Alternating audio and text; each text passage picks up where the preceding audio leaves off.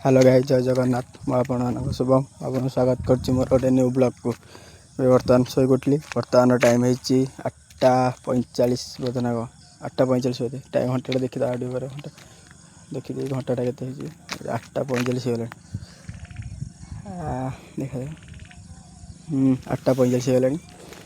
तो ये देखी दियो बाहर दृश्य खरा के रोचे।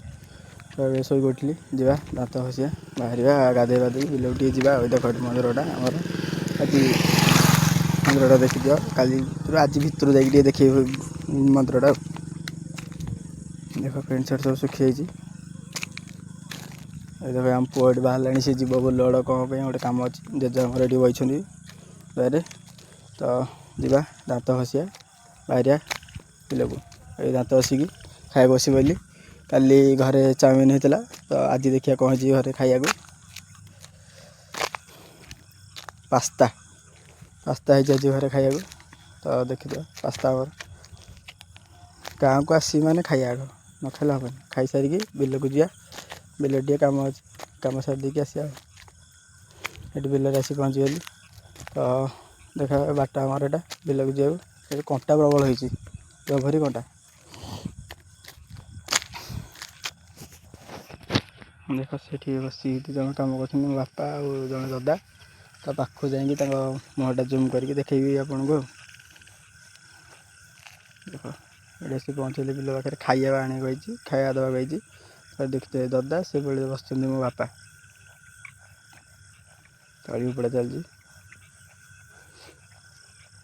देख बिलटा आमर तो यपट साइड गोटे बिल देखिए ये साइड बिलटा मुझे दिन आसली घर को से दिन उपरला आसिकी उपरला तो आसली ये दिन आसिकी बिलटा चाष करी। तो देख चाष करी मुझे खाया दे जा घर को घर जाए कम अच्छी घर टे कम सारदा ये घर को आसिले टे साई मीटिंग होता तो जाइली बाहर पहले गाधे जा गाधे आसी खाया सका तो खाई भोक लगुनि।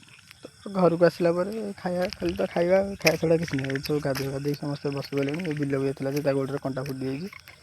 तो कंटा बाहर कर बसिकी मैं गाधे पलि आसली खाया बस पड़ी। खाया आज कौन है भात माछ तो काली काली बहुत माछ होता तो थी खटा से पापड़ गोटे शाग। तो अब खाईदे खाईदे शो बढ़िया शोक उठिकी देखला गाँ पिला ये तैयारी रथ रथ को देखा पलि रथ टे भिड करदेली। तो ये देख मुझे सामिल हो रथ तैयारी शोई नी रथ तैयारी करके पलि आसली देखिए घर बही फिल्म देखी। ये देख आम मठटा ये देख मठ भितरटा मठ बाहर देखुले देख भितरटा अंधार भर किसी देखा जाऊनी से देख